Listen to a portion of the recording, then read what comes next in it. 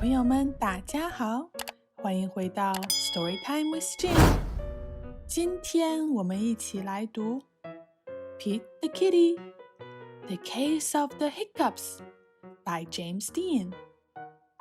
皮特猫宝宝打嗝了，我们开始吧。Hiccup， 糟了，皮特打嗝了。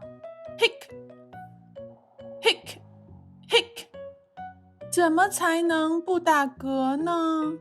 皮特不想打嗝。皮特问了问坏脾气的蛤蟆：“我应该怎么做才能不打嗝呢？”坏脾气的蛤蟆说：“我知道，你一个脚站着就不打嗝了。”皮特试着一个脚站着，嘿，但是还是打嗝。皮特还是在打嗝，嘿。皮特又来问凯莉：“我应该怎么做才能不打嗝呢？”凯莉说：“我知道。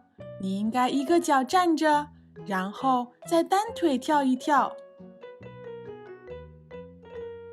皮特试着一个脚站着，然后单腿上下跳一跳。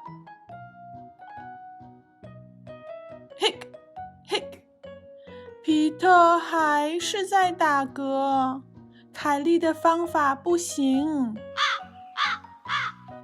皮特问格斯：“我应该怎么做才能不打嗝呢？”格斯说：“你应该一个脚站着，然后一边单腿跳，一边唱歌。”于是皮特就一个脚站着，一边单腿跳，一边唱歌。Hic， hic， hic。皮特还是在打嗝。皮特又来问鲍勃：“我应该怎么做才能不打嗝呢？”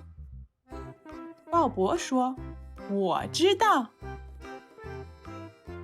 你应该一个脚站着，一边单腿跳，一边唱歌，一边揉揉你的肚子。”皮特这样做了。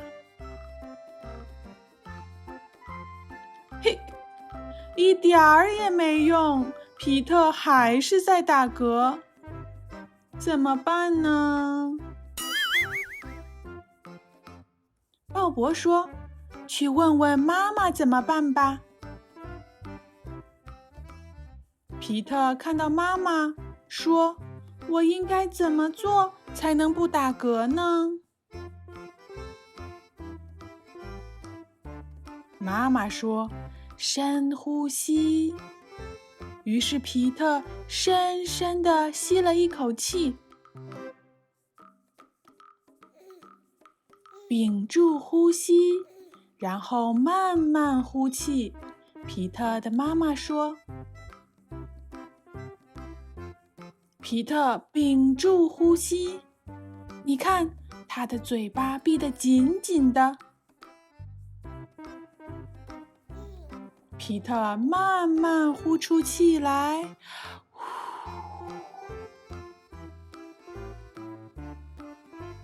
就这样子吗？皮特问。就这样子，妈妈说。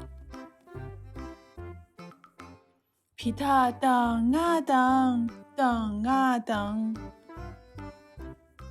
等啊等，等啊等，已经等到了下午3点钟。我终于不打嗝了，妈妈太聪明了。皮特高兴地跳了起来。